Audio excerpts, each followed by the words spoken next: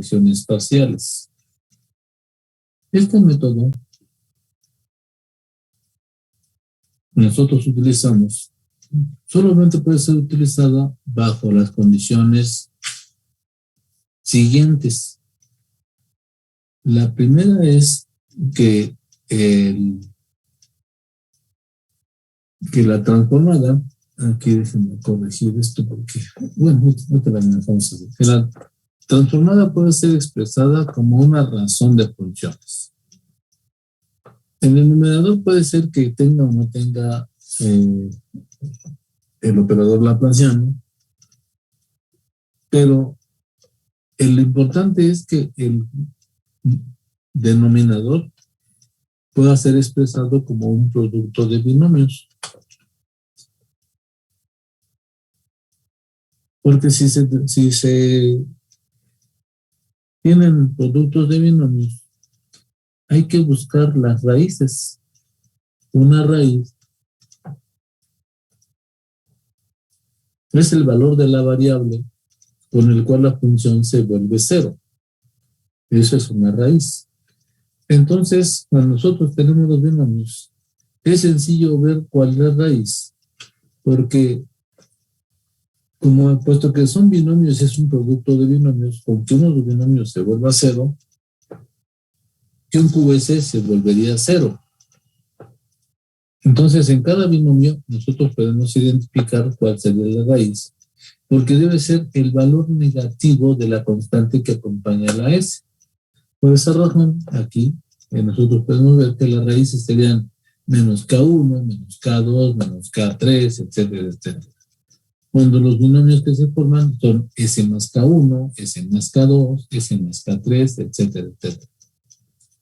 Para encontrar entonces la antitransformada, una vez que nosotros hemos identificado las raíces, entonces sustituimos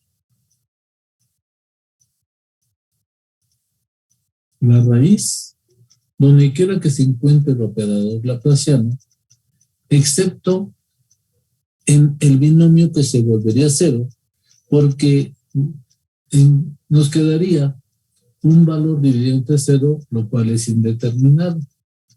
En su lugar,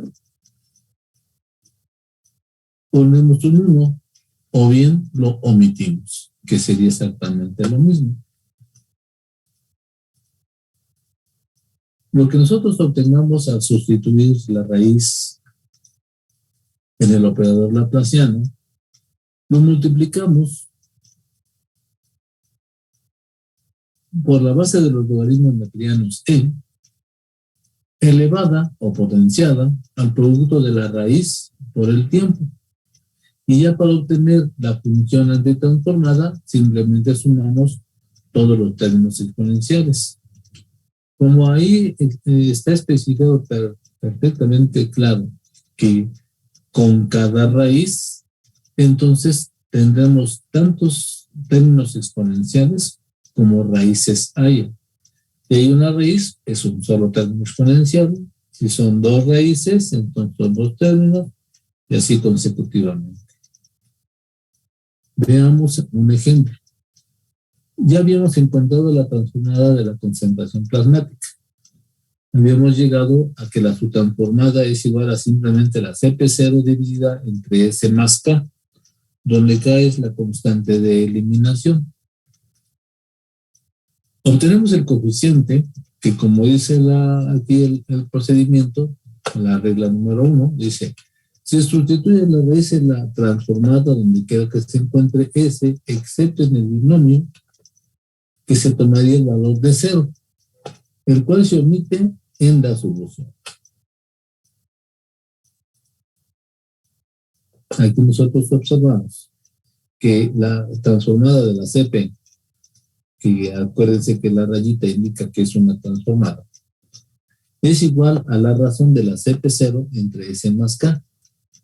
Como hay que sustituir el valor de la raíz menos K, ahí lo vamos a dejar ahorita,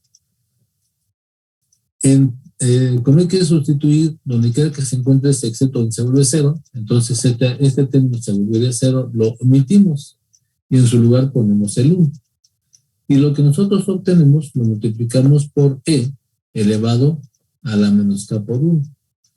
Y finalmente, pues simplemente obtenemos el término encontrando la multiplicación del coeficiente por el exponente. Y nos quedaría que es P0 por E a menos constante por el tiempo. Para encontrar la función, pues nada más sumamos todos los términos. Y aquí como nada más tenemos un solo término, pues es el único que aparece en la solución. De esta manera nosotros encontramos el modelo matemático. Después de la antitransformación encontramos la función de la concentración plasmática en función del tiempo. Un segundo ejemplo, el de una administración oral. Después de haber sustituido, ya encontramos la antitransformada, la transformada. Y la transformada que encontramos fue precisamente que arriba nos queda una sola constante, porque es el producto de varias constantes, F por D por Ka. Y abajo encontramos dos términos que son binomios, S más Ke y S más Ka. Dada esta característica, podemos utilizar entonces el método de las fracciones parciales para encontrar la antitransformada. El primer paso es buscar las raíces. En este caso tenemos dos raíces porque hay dos binomios. Uno es menos Ka, la raíz número 1, y la raíz número 2, que es menos Ke. Para cada raíz encontramos el término exponencial. Si sustituimos la primera raíz, que sería menos Ka, el término que se va a volver cero es S más Ka, pero en su lugar ponemos un 1. Y donde quiera que vemos S, sustituimos por la raíz. Entonces, por ejemplo, aquí nos quedaría F por Ka, y después aquí ya sustituimos la S por menos Ka, más constante de eliminación, y en lugar de poner el S más Ka, porque se volvería cero, sería menos Ka más Ka, entonces ponemos el 1. Y multiplicamos por el exponencial, E a la menos K por T. Así que el término exponencial para esta raíz quedaría precisamente F por D más Ka dividida entre Ke menos Ka, nada más lo reordenamos, por E elevado a la menos Ka por T. Ahora, para la segunda raíz, hacemos exactamente lo mismo. ¿Sí? El término que se vuelve 0, lo ponemos como 1, y donde quiera que se encuentre la S, lo sustituimos por la raíz. En este caso nos queda menos Ke más Ka, y el término exponencial. Así que el término exponencial ya nada más nos quedaría, si ustedes se fijan, nada más multiplicamos el coeficiente por el exponencial y encontramos el término exponencial. Para encontrar la función, simplemente sumamos. Sumamos los dos términos exponenciales, el de la raíz 1 y el de la raíz 2. Y después, ya nada más para simplificar la ecuación, simplemente despejamos. Aquí la función es para la cantidad, pero lo que nosotros normalmente cuantificamos es una concentración en el plasma. Por esa razón, pues hacemos las transformaciones convenientes, y la transformación conveniente en este caso es dividir la cantidad entre el volumen de distribución. Y lo que hacemos de un lado lo hacemos del otro, como ya hemos dicho, para mantener la igualdad. Y entonces nos quedaría simplemente que la concentración plasmática es igual a F por D por Ka dividido entre el producto de BD por la diferencia de las constantes, y esto a su vez multiplicado por la diferencia de los términos exponenciales. Así de esta manera ya encontramos la ecuación transformada. Y esta ecuación transformada, pues es el modelo matemático de una administración que tiene absorción, como es la administración oral. Y con eso terminamos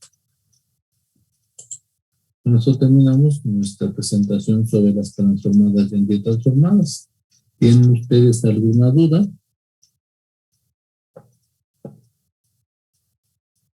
Sí, profesor, del procedimiento decía que ese se volvía cero.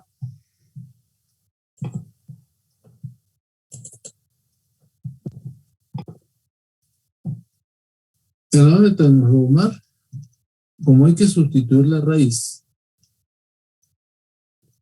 no se quieren mover.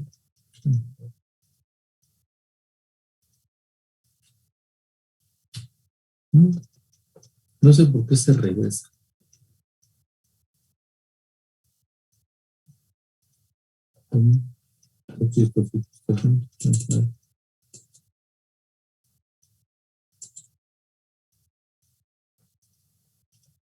Aquí miren. Aquí dice que se sustituye la raíz en la transformada. Pero si, por ejemplo, yo sustituyo aquí la primera raíz, que sería -1, me quedaría PS dividido entre 0, por lo que sea, sigue siendo 0, sería P entre 0, y eso ya es indefinido. Por esa razón, para que no se vuelva indefinido, lo que tenemos que hacer es omitir ese término que se vuelve 0. Aquí está ilustrado. Eso se volvería 0. Para evitar ese problema, simplemente mejor lo omitimos y ponemos 1 en su lugar. Nos quedaría CP0 entre 1. Aquí es la forma precisamente de omitirlo. A este método también se le llama el método del dedo de Bennett. Bennett fue quien propuso precisamente esta forma de resolución, ¿sí? Y lo que él decía era, bueno, si tú vas a estar haciendo las operaciones de sustitución, tapa con el dedo el binomio que se vuelve 0 y lo omites.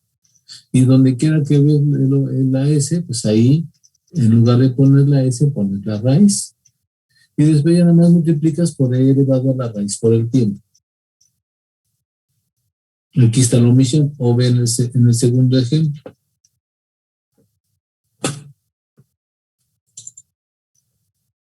Aquí, en lugar de poner S más KA, como aquí quedaría, al sustituir la S por la raíz, que sería menos KA, te quedaría menos KA más A, se volvería 0.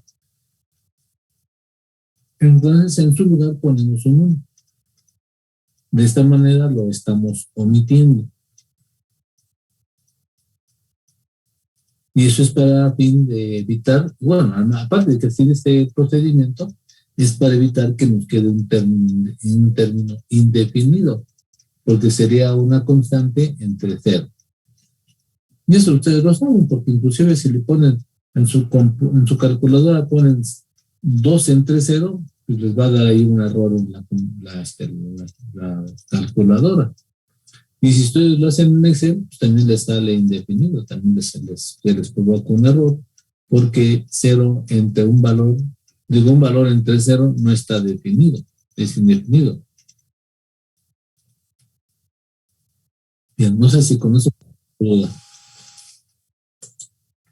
Sí, profesor. Gracias. Bien, entonces ahora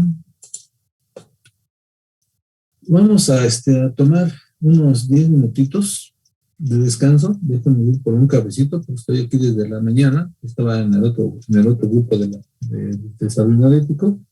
Y enseguida empezamos. Nada más que les pido que tengan a la mano, o sea, carguen el programa de Excel, porque vamos a ver cómo se debe de analizar los datos de una administración intravenosa. ¿Sí? Ya vimos que sí se puede obtener la ecuación, ya vimos un proceso, que es el procedimiento el proceso de las fracciones parciales, transformadas y antitransformadas. Eso sería parte de cómo se obtienen las ecuaciones.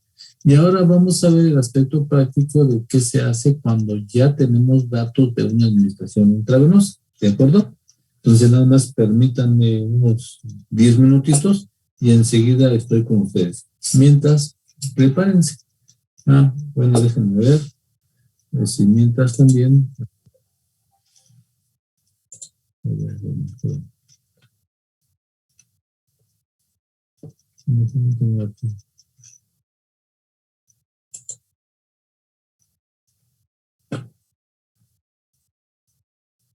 porque también la computadora ya se cansó y está tratando de descansar.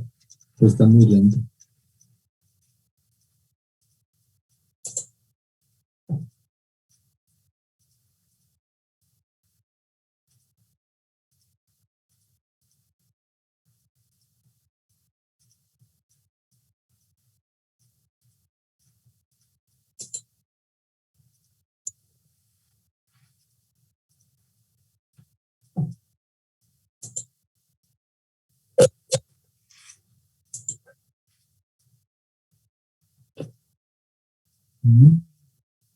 Muy bien dicho, no quiere trabajar. Eso es todo.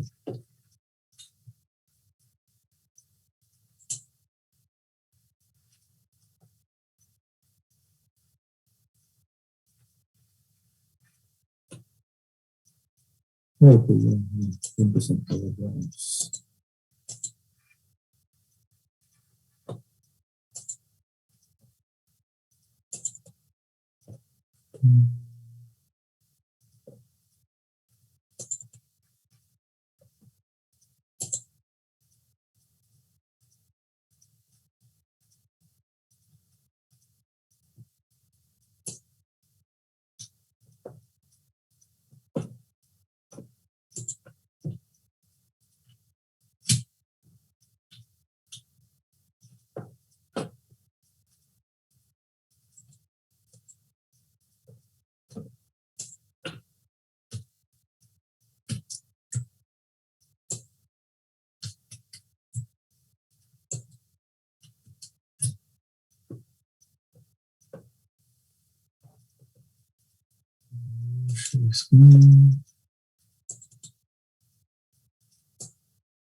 Bien, aquí tienen ustedes en su pantalla, si pueden verlo, son los datos. Vayan pasándolos a una hoja de Excel, para que vayamos explicando poco a poco cómo se deben obtener los parámetros para la cocina.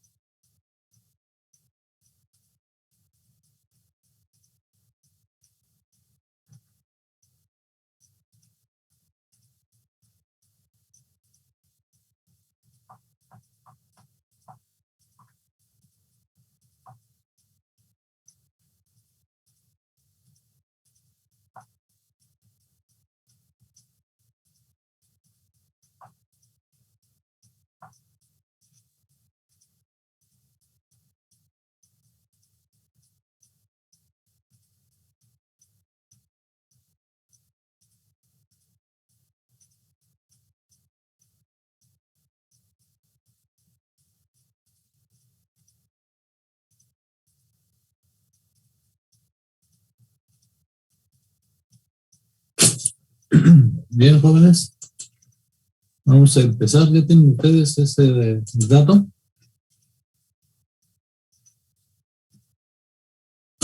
¿Están listos? Sí, profe. Le iba a preguntar si hay un valor de concentración a tiempo cero. Ahí.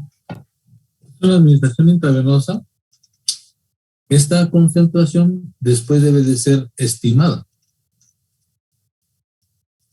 Pero, como les comentaba cuando vimos esa parte de farmacocinética de la administración, no es posible obtener experimentalmente.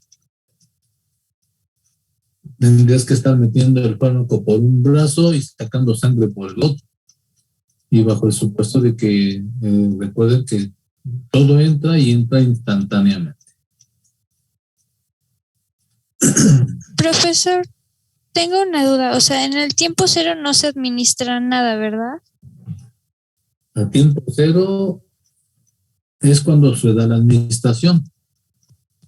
En este caso, tendremos que indicar que la dosis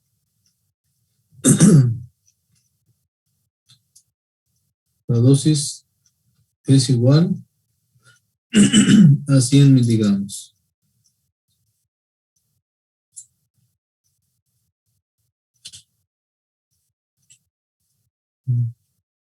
Esta es la dosis, 100 miligramos. Se administraron 100 miligramos del fármaco por vía intravenosa y se obtuvieron estas concentraciones. A tiempo cero, no, pero después se va a estimar. Normalmente siempre la concentración a tiempo cero es una extrapolación. Ah, ok, gracias, profe. Entonces esa la estimamos con la extrapolación después. Exactamente. No se obtiene experimentalmente, se obtiene después mediante el análisis de los datos. Bien, entonces estamos listos. El primer lo primero que tenemos que hacer es una gráfica de concentración en función del tiempo. Según la versión de Excel que ustedes manejen, pues nada más a veces seleccionan el archivo y luego seleccionan los datos, pero en esta versión, que es la que más me gusta a mí, porque pues, yo soy tradicionalista, ¿verdad? Es la versión del 97 de 2003. En esta versión primero seleccionamos los datos y ya luego seleccionamos que queremos un gráfico y seleccionamos la dispersión XY. ¿Sí? Esta es la gráfica, que el tipo de gráfica que yo utilizo normalmente siempre es esta. Y obtenemos la gráfica. El gráfico que vamos a hacer normalmente se le conoce como un perfil plasmático. Es un perfil plasmático. Vamos a ponerlo así. El perfil plasmático. En lugar de los valores de X, nosotros tenemos los valores de tiempo. Y está dado en horas. Y en los valores de Y es la concentración plasmática, que está dada en microgramos, no, en nanogramos, aquí dice nanogramos por mililitro.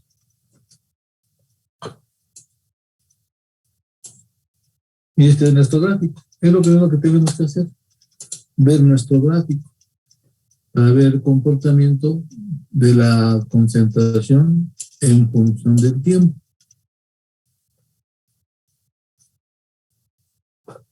Bien. El segundo paso es verificar que se trata del modelo abierto de un solo compartimento.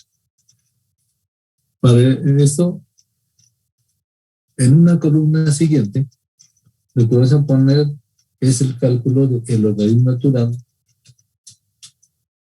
de la concentración. Y el primero no lo obtenemos porque no tenemos el dato, así que partimos del segundo y le ponemos simplemente el signo de igual para que haga la operación, logaritmo natural, abrimos el paréntesis, seleccionamos el valor de la concentración y esta fórmula la extendemos a todo lo largo de los datos que conocemos. Y hacemos el gráfico del tiempo contra el logaritmo natural de la concentración. En todas las versiones de Excel podemos seleccionar datos de columnas que no sean adyacentes.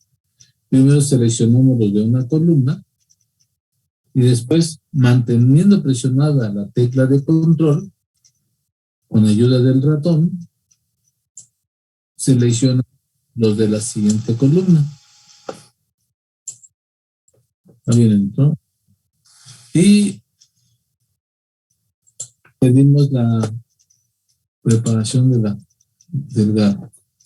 En este caso sería el gráfico de logarítmico, el perfil logarítmico.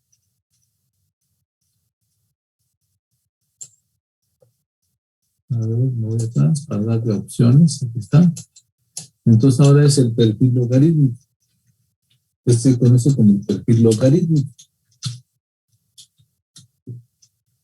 Claro que se puede adornar con los datos y para oírlo forma sencilla, si lo pongo. Lo mismo, acá nosotros tenemos el tiempo en horas, ¿sí? Y en este caso, en los valores de Y, tenemos el logaritmo natural de la concentración, el cual no tiene unidades. Y finalizamos.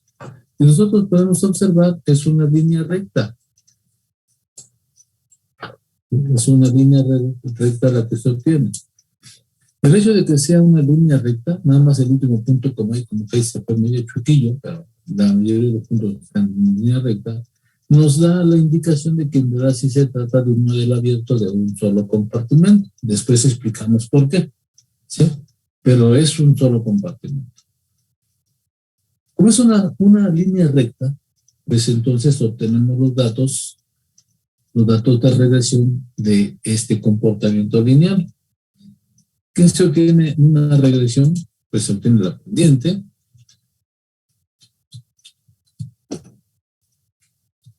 se obtiene el intercepto, y si se quiere también se obtiene el coeficiente de determinación. El coeficiente de determinación es lo que ustedes conocen como la R cuadrada. Obtenemos la pendiente, ponemos signo igual, escribimos la palabra pendiente, abrimos un paréntesis, y después con las teclas de flechas del cursor nos desplazamos hasta llegar ya sea al primer dato o al último dato, en realidad no importa. Y después, manteniendo presionada la tecla de mayúsculas, seleccionamos todos los datos de los logaritmos de la concentración. Al finalizar, después de seleccionar, simplemente damos Enter o bien cerramos el paréntesis y damos Enter. Perdón, me faltó. Es lo bueno de que tienes te mandan a decir que la regaste. Bueno, es que aquí seleccionamos los valores de Y, me faltan los de X. En este punto hay que fijarnos muy bien en cómo debemos de separar los valores de Y de los valores de X. Ahí, como ustedes pueden ver en la pantalla, abajito de donde se puso en azulito C13, C12, en amarillo se encuentra pendiente, paréntesis, conocido y una coma. Y después dice conocido X. Esa coma es el separador de las variables. En algunas versiones es coma y en otras versiones es punto y coma. Así que ustedes se deben de fijar muy bien cuál es el separador que utiliza su versión de Excel. Damos en este caso la coma y después otra vez con las teclas, con el ratón o con las teclas, seleccionan los valores de la X. Ahorita lo hice con el ratón, ¿sí? Y ahora sí, ya que lo seleccionamos, podemos cerrar el paréntesis y dar Enter. Y de esta manera obtenemos el valor de la pendiente. Para el valor del intercepto, damos signo igual y después escribimos la palabra intersección punto eje. Cerramos el paréntesis, nos movemos con las flechas del cursor, seleccionamos los datos, ponemos la coma, volvemos a movernos con el cursor, manteniendo presionada la tecla de mayúsculas cuando ya encontraron el valor inicial, seleccionan y dan Enter. El coeficiente de determinación, si es que lo quieren estimar, escribe signo de igual, coeficiente, punto R2, abre el paréntesis, y de la misma manera como lo hemos hecho, seleccionamos los valores de Y primero y los valores de X después y damos Enter. Bien, háganlo, deben de dar los mismos valores que están viendo en la pantalla y continuamos en 2 minutos, otros 2 minutos para que lo terminen. Si tienen alguna duda o si se atoran, pregunten. Porque esto es lo mismo que después van a tener que hacer cuando hagamos algún tipo de examen. Profe. ¿Sí? ¿El logaritmo es base 10 o le puso otra base? Logaritmo natural. Perdón. Aquí fíjate que yo puse el encabezado de logaritmo natural y luego aquí puse igual LN y B3, porque seleccioné la B3. Es logaritmo natural. Gracias. En los libros de farmacocinética, ustedes ven que utilizan logaritmo base 10. Y en muchos libros, o prácticamente todos, indican que se debe hacer con logaritmo base 10. Pero eso es bueno, desde mi punto de vista, extiendo mi opinión, esa es una tontería, porque cuando yo tengo que sacar el valor de la constante de eliminación, tengo que cambiarlo. Tengo que por decirlo así, corregirlo para ponerlo en términos de logaritmo natural. Esto no tiene caso. Eso se hacía antiguamente cuando nada más teníamos calculadoras. Y ni siquiera eso, porque también las calculadoras podían determinar el logaritmo natural. Pero en fin, es una tendencia que se ha venido desde hace mucho tiempo. Pero desde que yo doy farmacocinética, no. Es con logaritmo natural y directamente la pendiente ya te da la constante de eliminación. Y lo haces con base 10, encuentras la pendiente y lo tienes que corregir entre un logaritmo y otro. Entonces no tiene sentido. Bien, entonces, ¿ya lo tienen? Ahora vamos a interpretar. Eso es simplemente el análisis de regresión. ¿De acuerdo? Ahora, con ayuda de estos valores que vamos a encontrar específicamente con la pendiente y el intercepto, con estos dos valores vamos a encontrar el valor de la constante de eliminación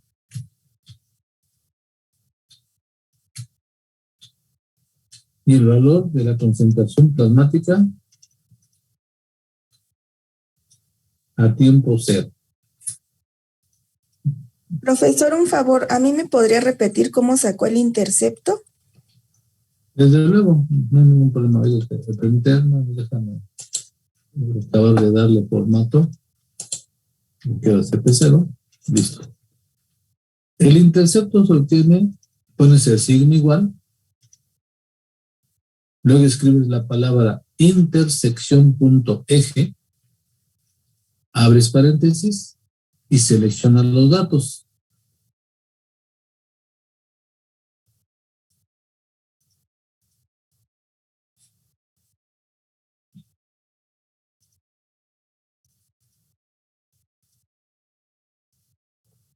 Y el R cuadrada, signo de igual, coeficiente.R2 y seleccionas los datos.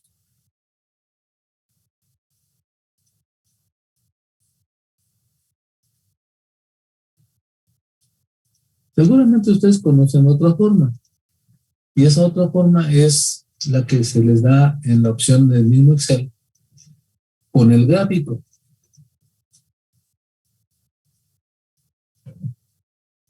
Pero les recomiendo que no lo hagan. ¿Sí?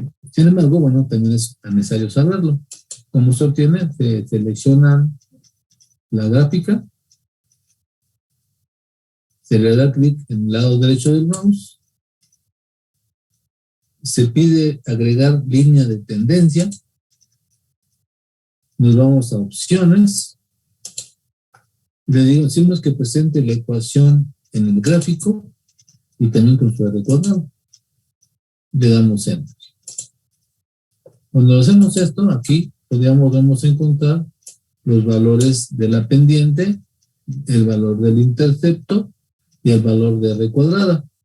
Y claro que fue mucho más rápido, ¿no? Que estar aquí metiéndole igual, seleccionando datos y todo. Es más rápido. Pero tenemos un pequeño problema que se llaman precisamente los errores que se cometen. Podemos tener dos tipos de errores. Un error de truncamiento y un error de redondeo. El error de truncamiento consiste en el número de decimales que podemos utilizar para las operaciones. En este caso, por ejemplo, que ustedes están viendo aquí en la pantalla, junto a la palabra pendiente, ustedes ven al menos 1, 2, 3, 4, 5, 6, 7 decimales.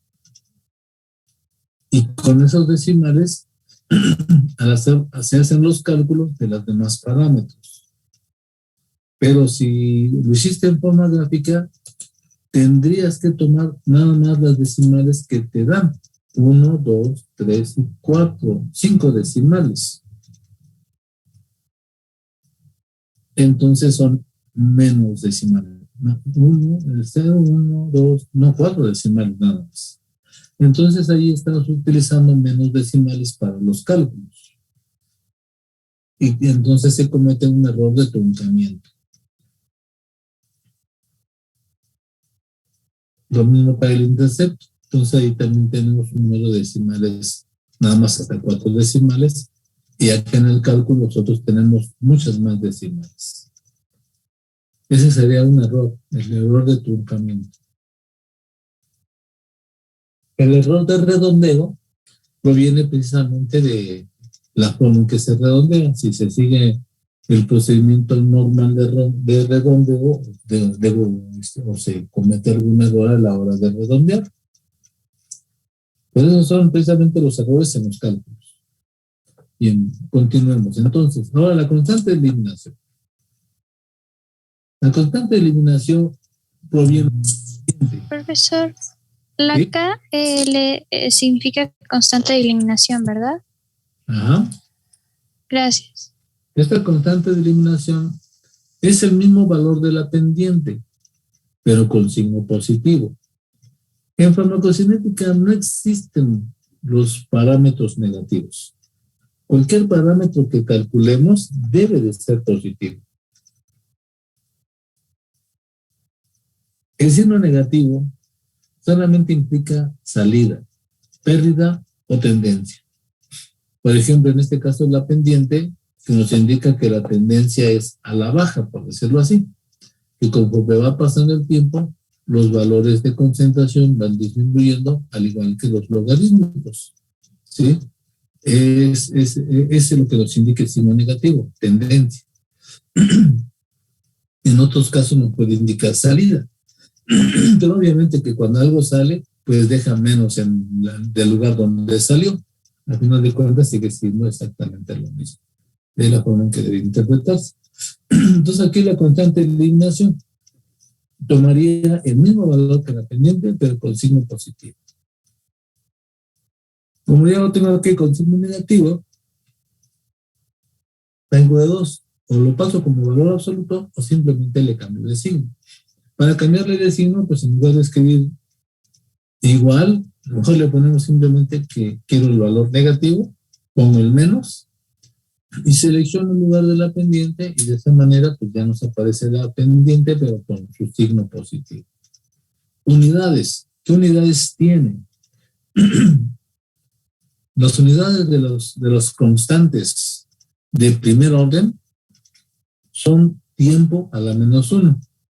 En este caso es horas a la menos 1. Como es a la menos 1, entonces vamos a darle formato para que quede como superíndice.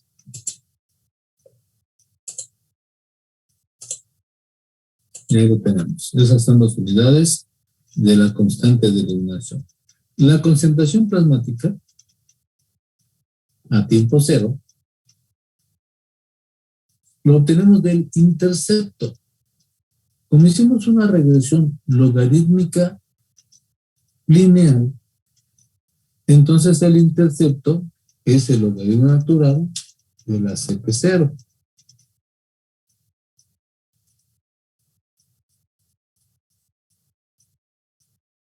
Esto es precisamente el intercepto, que es el logaritmo natural de la CP0. Así que si yo quiero la CP0, lo que tengo que hacer es obtener el exponente. Así que escribo sigma igual exp de exponente, abro el paréntesis y selecciono el valor del intercepto y de esta manera ya encuentro la concentración plasmática a tiempo cero. Ahora tengo que poner aquí sus unidades, que es la concentración que estamos manejando, que serían nanogramos sobre mililitro. El coeficiente de determinación no se hace ninguna operación con él, solamente se interpreta como que el 99% de todas las desviaciones quedan explicadas por la regresión. Por eso se llama coeficiente de determinación. Y nos dice que tan lineal es el comportamiento, pero realmente para la estimación de los parámetros no tiene ninguno fuera de la información que nos da de la linealidad. Como yo ya obtuve estos parámetros... Profesor, ¿sí? disculpe, ¿me puede volver a explicar cómo se saca la concentración, por favor? ¿La concentración? Sí. El intercepto es el logaritmo de la CP0. Así que para obtener la CP0, lo que tengo que es hacer la operación contraria. Como este es un logaritmo, entonces ahora obtengo su exponente. Para obtener el exponente, vuelvo a ponerlo aquí, solamente escribo la palabra igual, digo exponente después del signo igual. Igual.exp. Exponente es la operación contraria al logaritmo natural. Ok, gracias. Profesor, ¿cree que también podría... o sea, y el intercepto siempre se saca así, exponente de la... de C15. El intercepto es con intersección F y seleccionando los datos de X y de Y. La CP0 es, yo una vez que ya obtuve el intercepto, le saco el exponente, o sea, el antilogaritmo, porque yo tengo como valor de intercepto el valor del logaritmo de la CP0. Así que le saco el antilogaritmo, que es el exponente. Gracias, profesor, sí. ¿Y cree que podría poner tantito nada más la de la pendiente? Es que no la alcancé a notar. No, desde luego, no hay problema. El caso de la pendiente es signo igual pendiente y selección de los datos. Gracias, profesor. Ok, entonces, ya que tengo estos, entonces sigo obteniendo más parámetros. La constante de eliminación es un parámetro farmacocinético. Pero la concentración plasmática no es un parámetro farmacocinético, pero sí es un parámetro del modelo.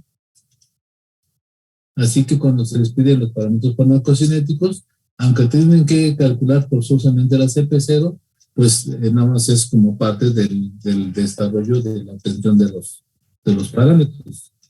Porque con la constante de eliminación se obtiene también el tiempo de vida media. Este tiempo de vida media ya lo hemos definido anteriormente. Se obtiene de la siguiente manera. Ponemos signo igual. Escribimos ln, que sería el logaritmo natural. Abrimos paréntesis. Ponemos un 2. Y después dividimos entre la constante de eliminación. Y ese es el tiempo de vida media, que también es un parámetro farmacocinético y es característico para cada fármaco. Puesto que tengo la CP0, con la ayuda de la CP0 yo obtengo el volumen de distribución. Profesor, disculpe que le interrumpa, perdón, me perdí un poquito con el tiempo de vida media. ¿Cree que me pueda volver a explicar, por favor? Se obtiene dividiendo el logaritmo natural de 2 entre la constante de eliminación. Ok, de acuerdo, gracias. El volumen de distribución se encuentra con la ayuda de la CP0 y con la ayuda de la dosis. En este caso, debemos de recordar que hay supuestos en la administración. En el modelo de un solo compartimento de administración intravenosa hay dos supuestos importantes que debemos de recordar en este momento. Uno es que todo entra y entra instantáneamente. Esos son los supuestos de entrada, que toda la dosis entra y entra instantáneamente. Y el supuesto de disposición o de distribución, que la distribución es instantánea. Así que en el momento en que la cantidad entra al compartimento y que entra instantáneamente, díganme, ¿qué cantidad entra?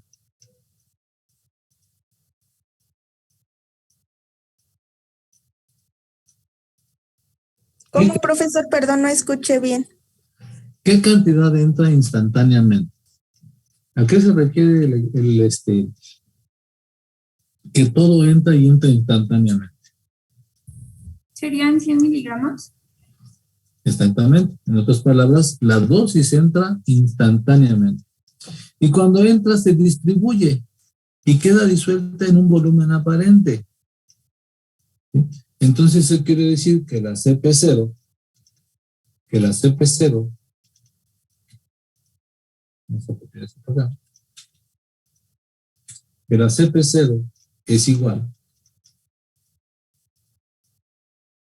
Vamos a quitarle el exponente a esta parte. Que la CP0 es igual a la dosis,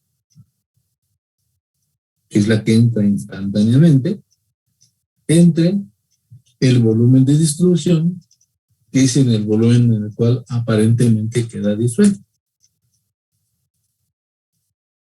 Así que para poder conocer el volumen de distribución, yo necesito conocer qué concentración me deja la dosis que acabo de introducir. De esa manera, si yo despejo el volumen de distribución de esta ecuación, entonces el volumen de distribución pasa multiplicando y la CP0 pasa dividiendo. Entonces el volumen de distribución sería igual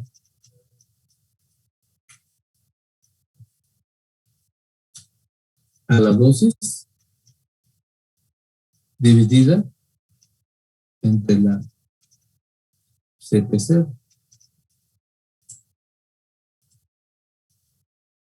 Y esa es la fórmula que nosotros utilizamos para calcular el volumen de distribución.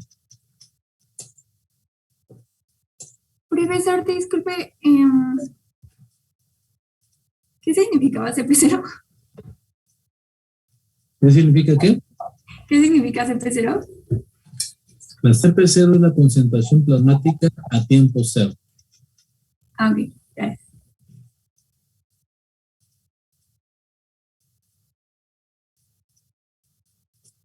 Entonces el volumen de distribución yo lo encuentro, pongo signo igual y pongo la dosis, pero la voy a dividir entre la CP0 y la CP0 está en nanogramos. Así que esa dosis la debo de convertir en nanogramos. ¿De acuerdo? Entonces, ¿cuántos nanogramos son? Yo tengo 100 miligramos. Para convertirlo en microgramos, lo multiplicamos por 1000. Y ahí serían microgramos. Pero son nanogramos. Así tengo que multiplicar por otros 1000. Y esto dividirlo entre la concentración plasmática a tiempo cero. Y lo que yo obtengo es un valor. Este valor es el valor de mililitros. ¿Por qué en mililitros? Bueno, porque precisamente aquí me quedaría, la dosis está en microgramos, la otra está en microgramos en mililitros, pero está en abajo, se eliminan los microgramos y nada más nos quedan los mililitros, que también nosotros les podemos expresar en litros. Si tomamos el valor, lo dividimos entre 1000, entonces nos quedaría simplemente en litros.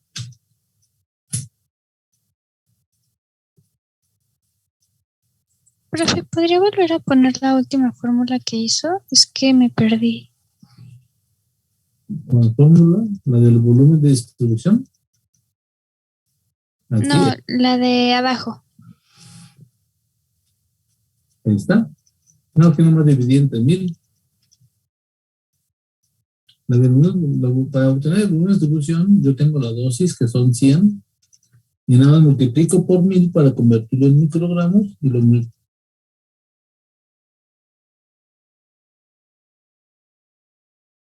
la concentración está dada en nanogramos por mililitro.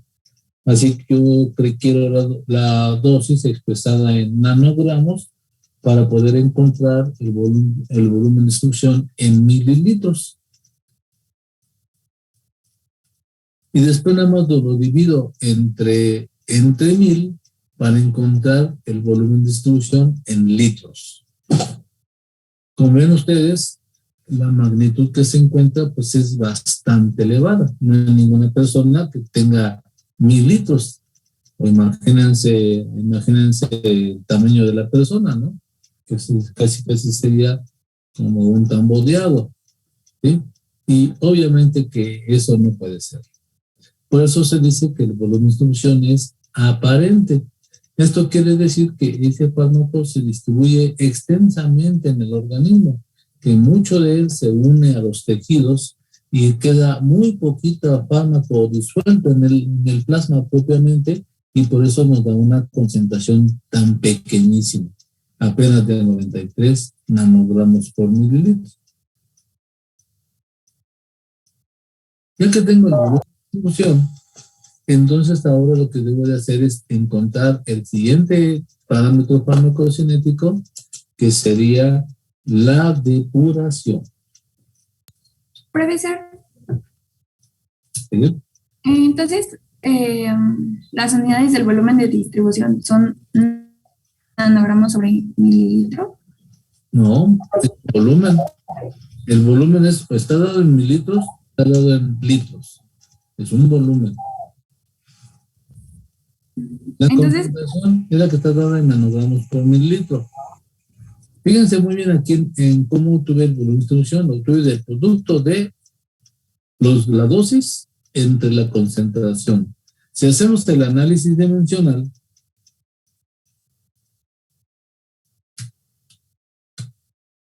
las unidades de la dosis estarían en nanogramos. Empezamos en miligramos, pero lo convertimos en nanogramos. Es una cantidad. ¿De acuerdo? Y la dividimos, esto lo dividimos entre nanogramos sobre mililitro. Y por la ley de la tortilla, de los extremos, o como ustedes quieran llamarle, los nanogramos se eliminan y solamente quedan los mililitros. ¿Se acuerdan de la ley de los extremos, no? Ya le llamamos de la tortilla, pero ¿cómo llaman ustedes? ¿La ley de la qué? ¿De la torta o no sé qué? Es la ley de los extremos. ¿Sí? Los nanogramos se eliminan porque se están dividiendo. El mililitro sube arriba porque está en el denominador. Pues por eso los mililitros suben y queda el volumen de distribución queda expresado en mililitros. ¿Sí? Pero si lo dividimos entre 1000, entonces sacamos litros. Para convertir litros a mililitros, multiplicamos por 1000. Para convertir mililitros a litros, dividimos entre 1000. Así como decimos que para convertir en los miligramos hasta nanogramos, primero lo multiplicamos por 1000 para convertirlo en microgramos y luego multiplicamos por otros 1000 para convertirlo en nanogramos.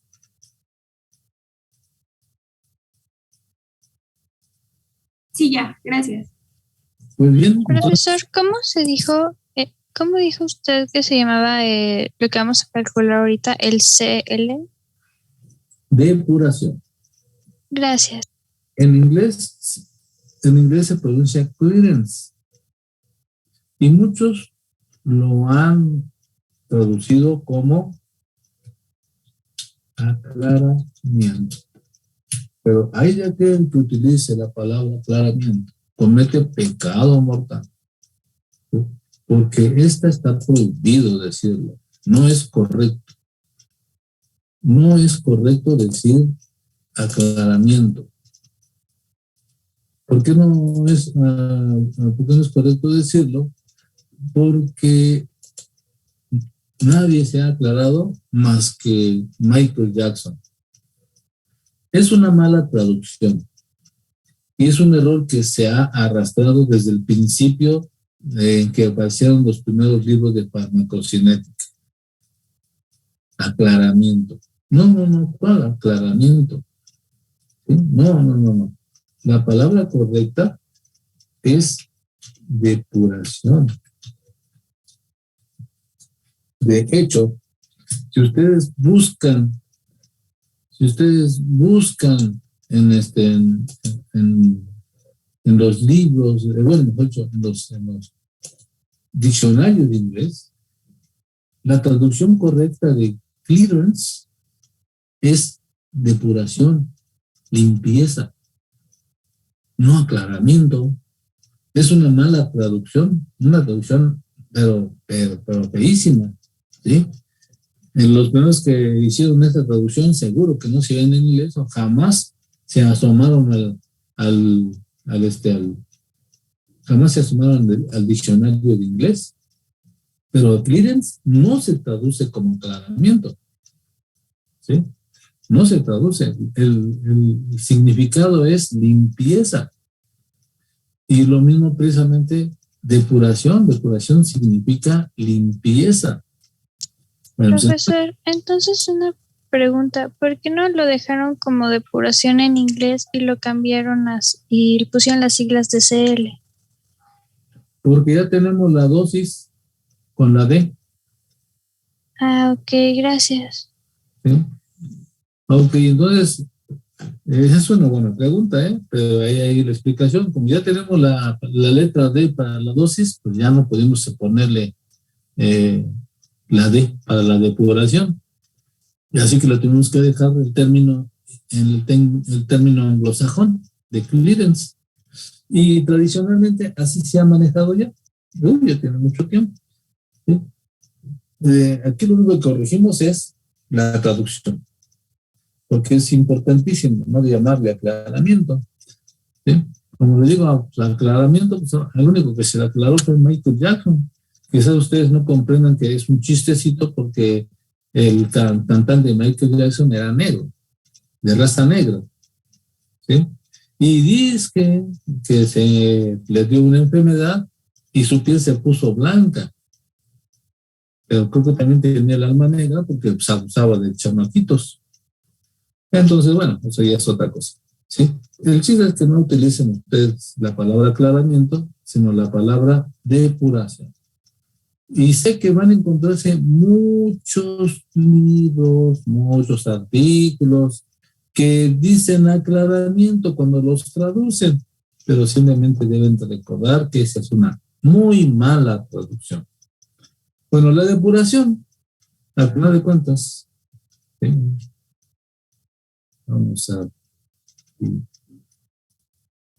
Vamos a borrar, ¿sí?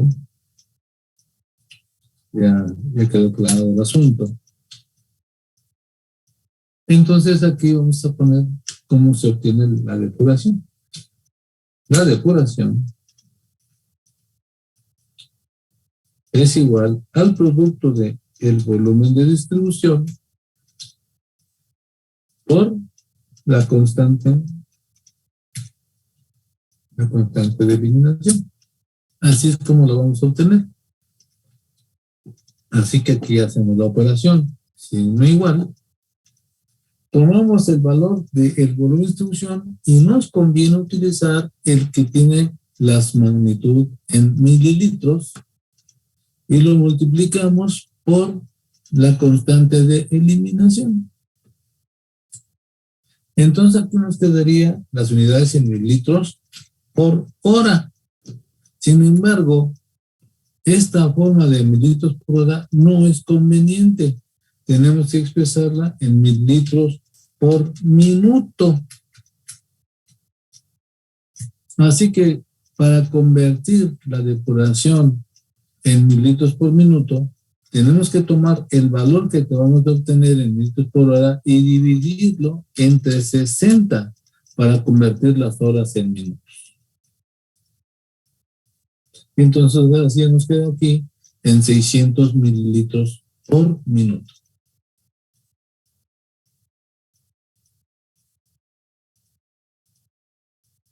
Y este es el valor que debemos de reportar en mililitros por minuto. Y tenemos que interpretar ahora precisamente el valor que estamos obteniendo. Se nos da una depuración de 601.84 mililitros por minuto. Entonces, esta magnitud quiere decir que este fármaco principalmente debería estar eliminando por la vía renal y mediante depuración. Entonces aquí debemos de recordar algunas cosas que ya revisamos cuando vimos la depuración renal. La depuración renal puede adquirir varios valores. Cuando la depuración renal se encuentra entre 120 a 180, según la fuente que ustedes consulten, y quiere decir que el fármaco se elimina por filtración. Y nada más filtración. Si la depuración renal se encuentra entre 650 a 720, ese fármaco se elimina por filtración y secreción. Si se queda intermedio,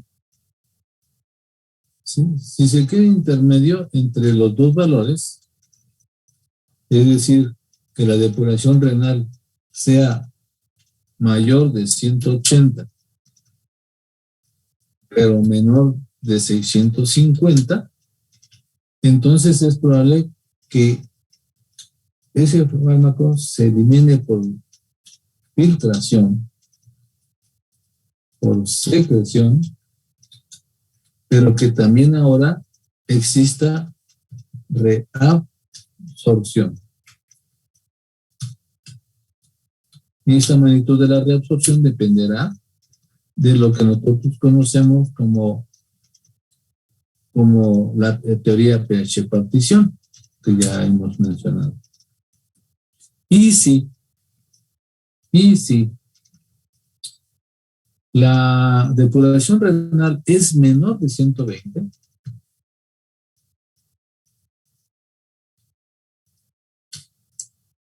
entonces quiere decir que hay filtración, pero también hay reabsorción.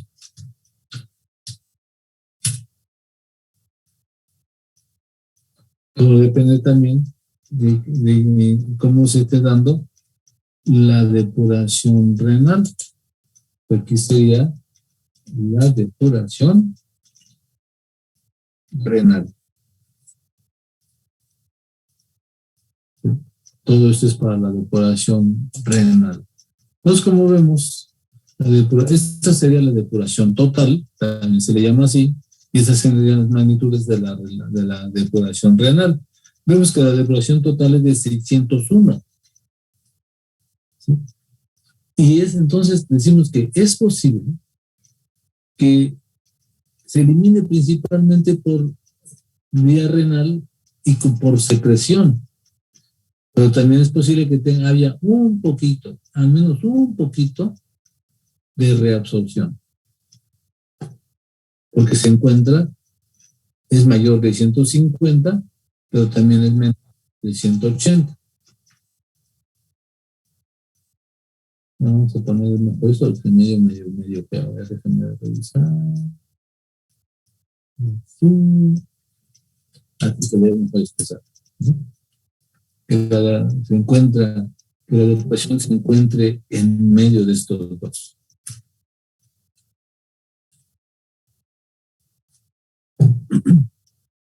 Bien, ¿alguna pregunta?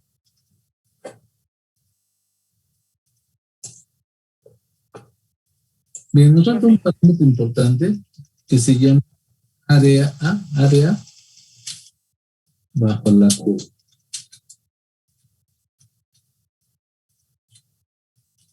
Para eso, retomamos de nuevo nuestra tabla. La voy a pasar acá para que nos quede así como más clarita la explicación. Acá arriba dejamos todavía vacío el valor de la concentración plasmática a tiempo cero. Pero acá en este momento ya la voy a requerir. Entonces, simplemente la tomo. Digo que aquí debe estar el valor, por eso pongo signo igual, y me voy directamente donde está la CP0 y de ahí lo tomo. Y ahí está. Ahí está la concentración plasmática a tiempo cero. Y ahora voy a obtener el área bajo la curva por trapecios. Y yo sé que en trapecios tomo un tiempo 1 y tomo un tiempo 2. Porque voy a formar trapecios. Y un trapecio, pues es una figura geométrica de 4 lados. 2 bases y una altura. Las bases son las concentraciones y las alturas son las diferencias de tiempos. La fórmula, a final de cuentas, hay que recordarlo, que el área de un trapecio es igual al producto de la semisuma de las bases por la altura. Yo tengo una base mayor más base menor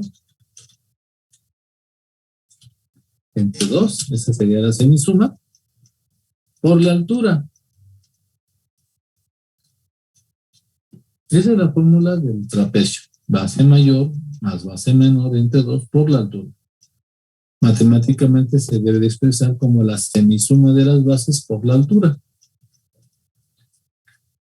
Como ya habíamos comentado, las bases son concentraciones y la altura son diferencias de tiempos. Así que procedemos.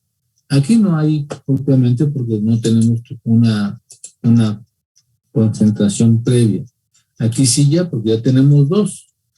Esas son las bases. Entonces aquí ponemos, usando la ecuación que ya acabamos de escribir, abrimos un paréntesis, tomamos la base mayor, que sería la concentración plasmática a tiempo cero, le sumamos la base menor, que sería la concentración plasmática a tiempo 5, lo dividimos entre 2 y lo multiplicamos por la diferencia del tiempo mayor menos el tiempo menor. Esa es la altura. Y damos enter. Y ya tenemos el área del primer trapecio. Esta fórmula la extendemos hasta el último tiempo.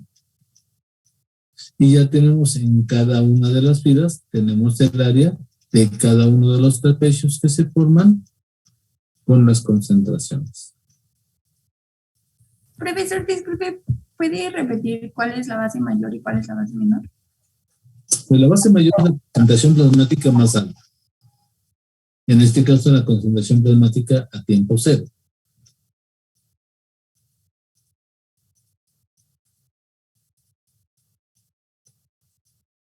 Y la base menor, pues es la siguiente concentración.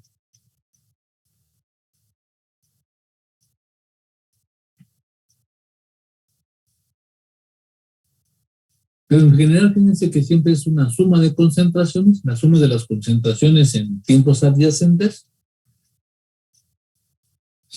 dividida entre 2, que sería la semisuma, y nos multiplicamos por la altura, que la altura siempre es una diferencia de tiempos, y en ese caso siempre es el tiempo mayor menos el tiempo menor, porque no nos puede salir negativo, no tiene sentido. Y después para sacar el área bajo la curva total, entonces ponemos aquí área bajo la curva desde a tiempo cero hasta el último tiempo, n, o T70, como gusten ustedes ponerlo, y eso es simplemente la suma. La suma de las áreas de todos los trapecios que encontramos. Las unidades que se tienen, como multiplicamos una concentración por tiempo propiamente, entonces sus unidades son horas de tiempo, horas, multiplicado por concentración, por nanogramos. Profesor, ¿cómo se sacó? ¿Se hizo una sumatoria para sacar el último dato? Sí. Muchas gracias. Profesor, ¿me podría repetir, por favor, cómo sacar la altura? Vamos a sacar acá la área. La altura. Aquí la tienes aquí. Es la diferencia de los tiempos. El tiempo mayor menos el tiempo menor. Gracias. Y en todos los casos es así. Tiempo mayor menos tiempo menor en cada uno de los casos. Fíjense que nos saltamos el primer dato porque antes de esta concentración no hay ninguno. ¿De acuerdo? Ok, entonces ahora encontramos el área bajo la curva. Área bajo la curva desde el último tiempo hasta el infinito. Porque necesitamos encontrar el área bajo la curva total. Y con trapecios, si nosotros lo vemos acá, ¿sí? Podemos formar trapecios, ¿sí? Aquí me daría falta el primer trapecio. Aquí con por ejemplo, si hacemos el gráfico de la concentración tiempo, ¿sí? Ahorita voy a reducir, no me voy a hacerlo rápido así. XY, ya finalizo. Entonces ustedes pueden ver que aquí ya incluí la concentración plasmática a tiempo cero y que entonces yo puedo formar trapecios, ¿sí? Esos trapecios que yo puedo formar pues son precisamente, fíjense bien, si tomo la base mayor que sería a tiempo cero, esta sería la base mayor. Esta sería la base menor, la de el primer tiempo. Y la altura quedaría entre el tiempo 5 y el tiempo 0. ¿Sí? Esta sería la altura, la diferencia de los tiempos. Pero puedo formar trapecios nada más hasta el último tiempo, nada más hasta aquí. Ya después ya no puedo formar trapecios porque pues ya se acabaron propiamente los datos. Pero yo necesito el área global, el área total, el área desde el 0 hasta el infinito. Bueno, esta área que ya queda acá residual, entonces esa la obtengo de la siguiente manera, con un signo igual. Selecciono la última concentración, la del tiempo 70, ese significa TN, última concentración, al enésimo tiempo, ¿sí? Y la divido entre la constante de eliminación. Y esta sería la de bajo la curva desde el último tiempo hasta el infinito y más allá. Y nosotros tenemos que las unidades serían exactamente las mismas, pues sigue siendo área, tiempo por concentración, ¿sí? Y el área global, el área bajo la curva, desde 0 hasta el infinito, es el área total, pues vendría dada por la suma de las dos, la que yo obtuve por trapecios y la que yo obtuve por integración. Profesor. ¿Sí? Disculpe, ¿me puede explicar cómo sacó lo que tiene en la celda C46. Es la suma de todos los trapecios.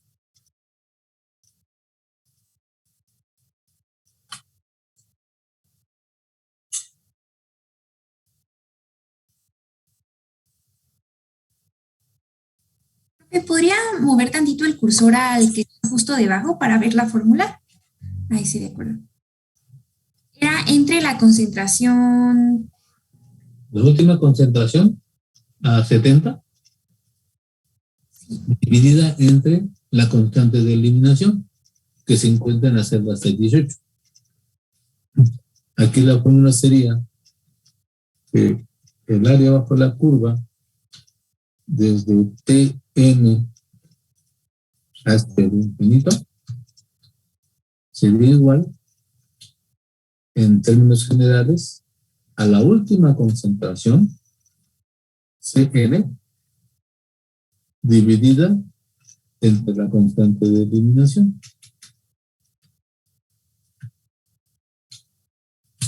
Es la fórmula que puse aquí. Tomé la última concentración, la de 70, y la dividí entre la constante de eliminación.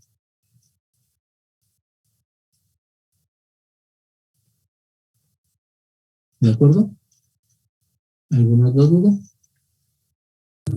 Profesor, disculpe, ¿me puede mostrar cuánto le había salido la constante de eliminación? Es que ya lo hice, pero no me sale lo mismo.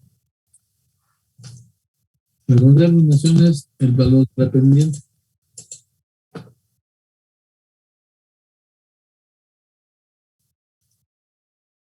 Hoy sí me salió lo mismo en la constante. No sé por qué no me sale igual. ¿La pendiente no te sale igual? No, todo eso, lo de la pendiente y todos los parámetros farmacocinéticos sí me salieron igual, pero lo último, lo del área bajo la curva, no sé por qué no me sale. A ver, fíjate bien.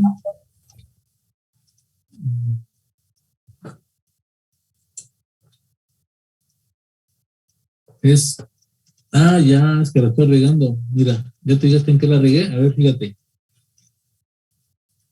Yo tengo el error. No. A ver, es esta. Sí. Es... B44 toma la concentración a 70. Son 9.76. Y divídela entre C18 y C18 es la constante de eliminación. Sí, ya me salió, gracias, profesor. ¿Sí? Ok. Y después, ¿cómo le sacó? después ya nada más suma las dos. Ok, gracias. Bueno, entonces ahora aquí nos detenemos también para recordarles algo. Que ustedes deben de estar ya leyendo, si es que no han empezado, pues ya es hora de empezar a leer la NOM 177. NOM 177. Y según recuerdo se escribe SSA 1 y debe de ser la del 2013. ¿Sí? Esta debe ser del 2013 porque es la última versión. Hay otras NOM 177 del 2007 y de 1998, que ya son versiones viejas, pero ustedes deben de leer la NOM 177 del 2013. En esta NOM 177 se hace una alusión a esas áreas bajo la curva. Y se indica que se debe de muestrear en todos estos tiempos de muestreo, estos son los tiempos de muestreo, que se debe de muestrear el tiempo suficiente para que el área bajo la curva que se obtiene con trapecios sea no menos del 80% del área total. Así que nosotros debemos de revisar eso, ¿sí? Debemos de revisar si esta área que se obtiene por trapecios cumple con esta especificación. Entonces simplemente dividimos el área bajo la curva de los trapecios entre el área bajo la curva total. Y le debemos dar formato de porcentaje. Y le debemos de dar el número de Profesor, ¿podría repetir cómo está haciendo lo que está haciendo ahorita? Bueno, aquí nada más copié. Lo que intento nada más es encontrar qué porcentaje del área de trapecios, qué porcentaje de los trapecios es con respecto al área total. Entonces la fórmula que yo utilizo es simplemente dividiendo el área que yo obtuve con los trapecios entre el área total. Y le doy formato de porcentaje. Y entonces a la hora que lo obtengo, pues encuentro que sí cumple, ¿no? Cumple con lo que dice la NOM 177, que el área bajo la curva por trapecio sea más del 80% del área total.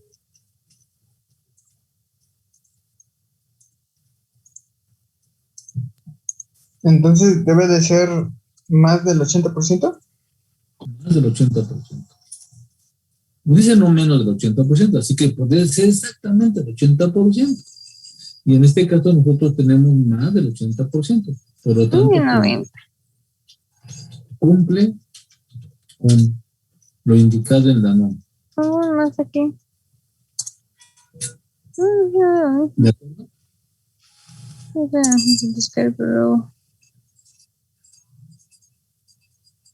Pero más imágenes.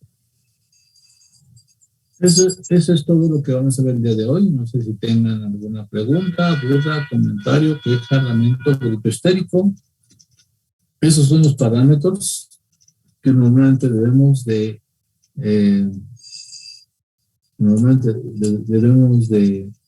dar cuando nos piden los parámetros farmacocinéticos de una alimentación intravenosa.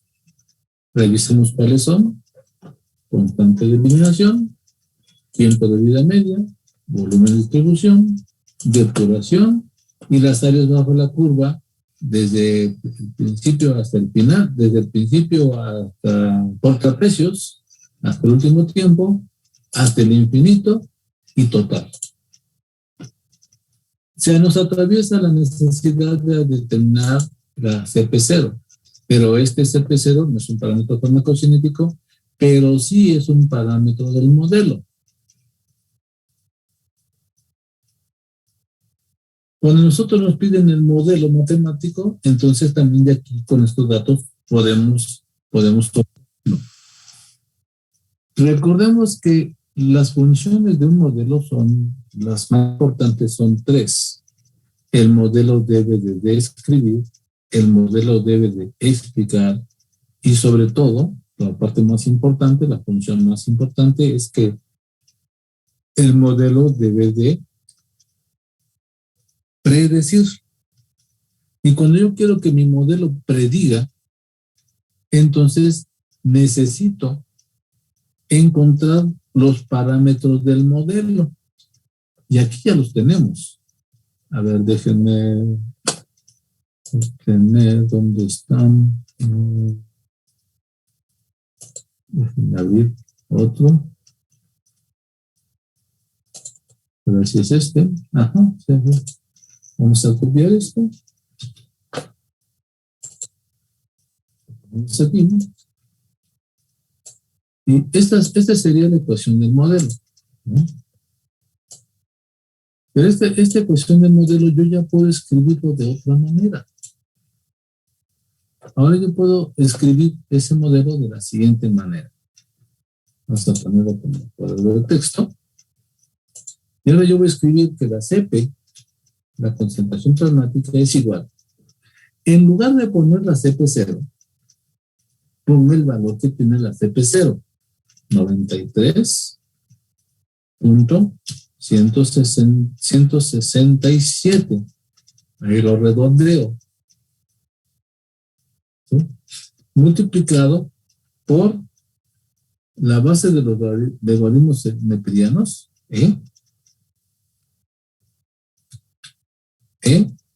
elevado a la constante de eliminación, 0.0 33, 64, 33. Usualmente, cuando usamos constante de eliminación para hacer cálculos lo más verídicos posibles, utilizamos 6 decimales para la constante. Veamos si estamos utilizando esto.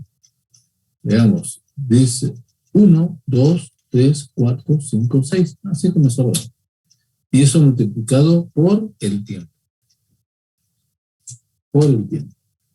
Para que esto se vea bonito, pues entonces nada más esta última parte la debo de poner como exponente para que me quede adecuadamente como una ecuación matemática. Listo. Y ahora esta ecuación matemática, vamos a ponerla con un tamaño de letra más grandota para que se note bien.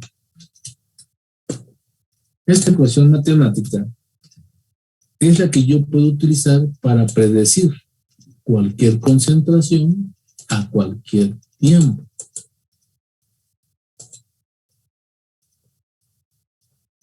A las líneas, vamos a poner un relleno. Ya no es cualquier ecuación. Esta ecuación matemática me puede servir para predecir y todo depende del origen de los datos. Si es de una persona, pues me puede servir para determinar la concentración del fármaco a cualquier tiempo en esa persona. Pero inclusive puedo extender más mi modelo. ¿Sí? ¿Cómo lo puedo extender? De la manera también más sencilla. Vamos a copiar esto. Copiar, pegar, y ahora veamos. ¿Cómo lo puedo hacer más general todavía mi modelo? Bueno, en lugar de poner la CP0, pongo la forma en que se obtiene. Fíjense bien aquí, CP0 es igual a la dosis del volumen. Yo puedo cambiar la dosis. Entonces, simplemente pongo dosis dividido entre, aquí dice que debe ser entre el volumen de distribución. Así que puedo dividir entre 1073.34.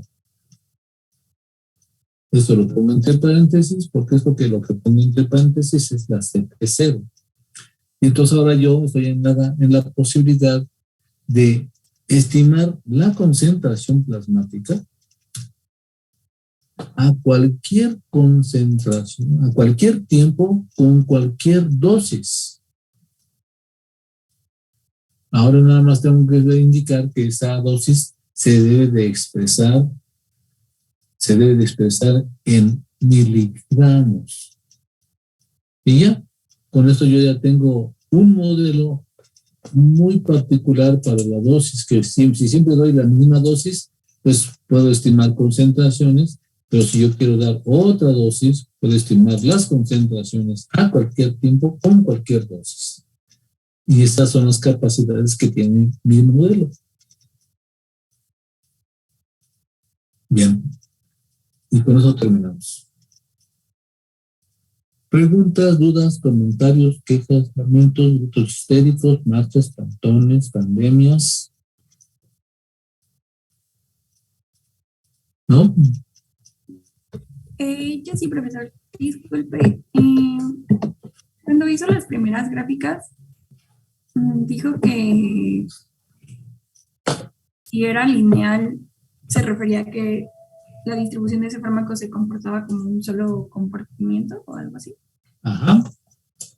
La primera gráfica nos muestra el comportamiento de concentración plasmática en función del tiempo.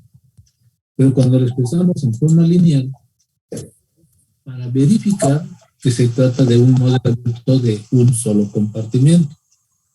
Como si nosotros observamos una sola recta, entonces quiere decir que sí, que efectivamente nosotros estamos ante un fármaco que tiene un modelo abierto de un solo compartimento.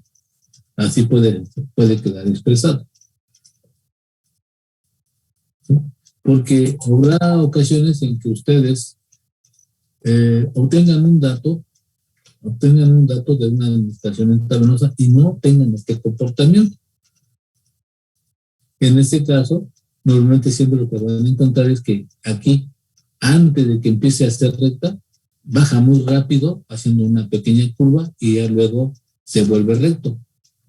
Eso sería una evidencia de que no es de un solo compartimento, sino que es de dos compartimentos. Pero esto ya precisamente es algo que ustedes podrían encontrarse de vez en cuando. La mayoría de los fármacos, afortunadamente, tienen un comportamiento de un solo compartimento, afortunadamente. Ok, bueno, pues eso es todo. No sé si tengan alguna duda. Profesor, entonces este método solamente se puede utilizar para fármacos que son administrados por vía venosa, intravenosa. Intravenosa, que tengan un solo compartimento. Por eso es necesario siempre el análisis gráfico. Porque si el comportamiento es diferente, se tiene que utilizar otra forma de cálculo.